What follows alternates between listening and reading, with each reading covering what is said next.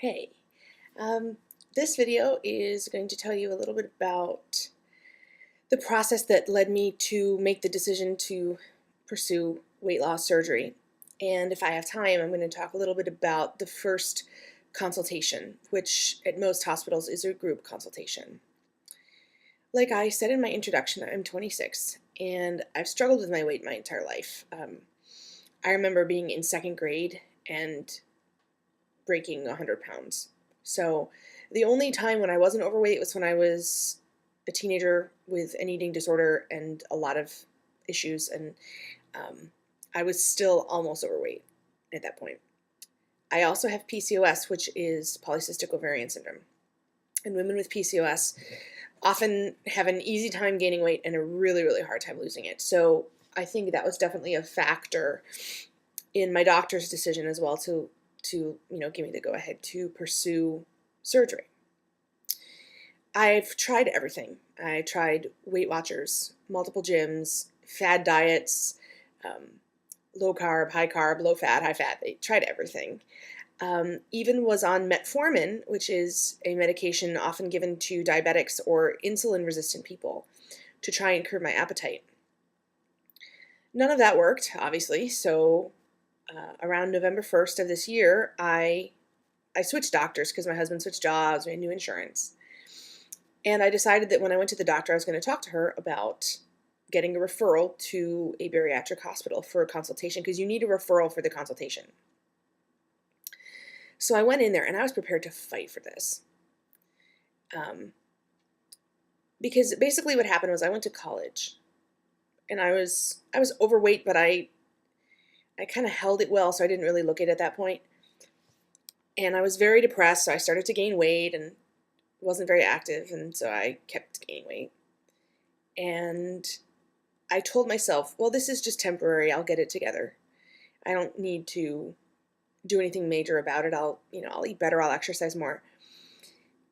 And I'm just temporarily fat. And one day I woke up and I had been temporarily fat for 10 years. And then it was time to do something about it. So anyway, I wrote this all up for the doctor. I typed it up. I typed up a comprehensive weight loss struggle history from age 8 to now. And I went in there. I was prepared to fight for it, but she took one look at it and she said, I think it's great that you're doing this. Here's your referral. And I was very, very thankful for that, because I didn't want her to say, well, because I'm a new doctor, I want to know you for 2 years first before we do this. So she gave me a referral to Barix, which is the country's largest bariatric surgery program. And luckily, I live in a suburb of Philadelphia. There's a Barix right up the road. I could bike to it. So I called Barix. I got an appointment for a group consultation. So what you do is you get your referral and you go to the hospital.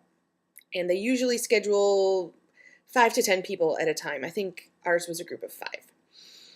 And you go in, they weigh you, not in front of everyone else, of course, this is private. They weigh you, they ask you a whole slew of health questions. And there are things like your illness history, if you've had any surgeries, kind of standard stuff. And then they want to know things like, how long have you been considering bariatric surgery? How long have you been at least 100 pounds overweight? Things like that. And, they're hard questions. When you think of it, gosh, I've been 100 pounds overweight for a long time. I don't look it. I mean, it's obvious that I'm overweight, but I don't look like I weigh as much as I do, which is good. But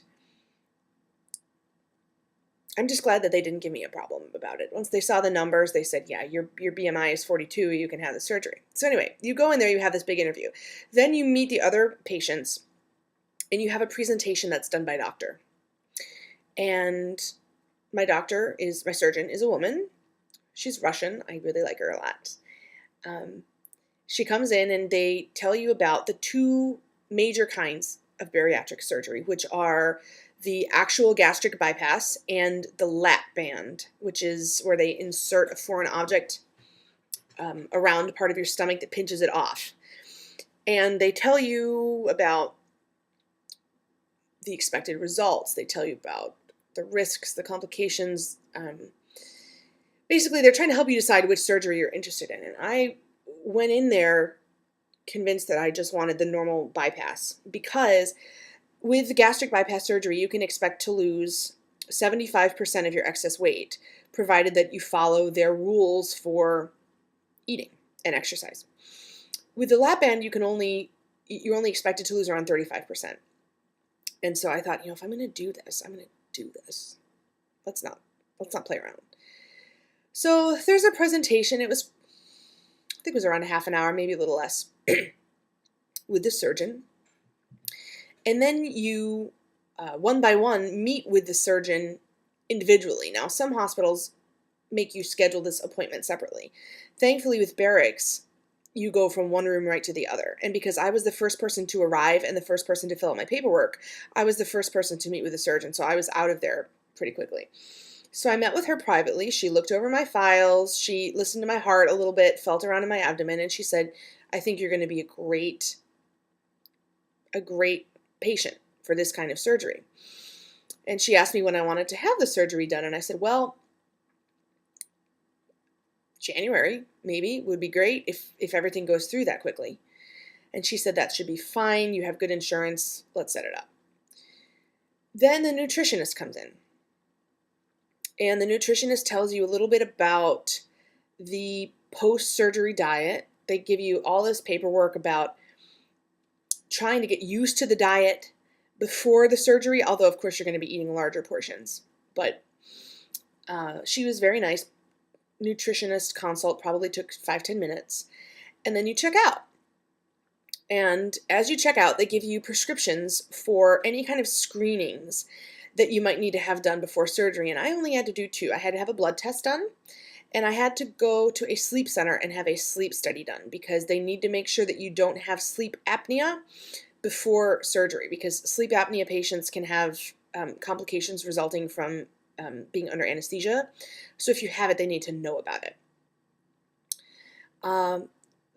The blood work was very simple. I just went to Quest Diagnostics. They draw a vial of blood, and they are searching for a bacterium called H. pylori, or Helicobacter pylori, which is a stomach bacteria that over 50% of people have.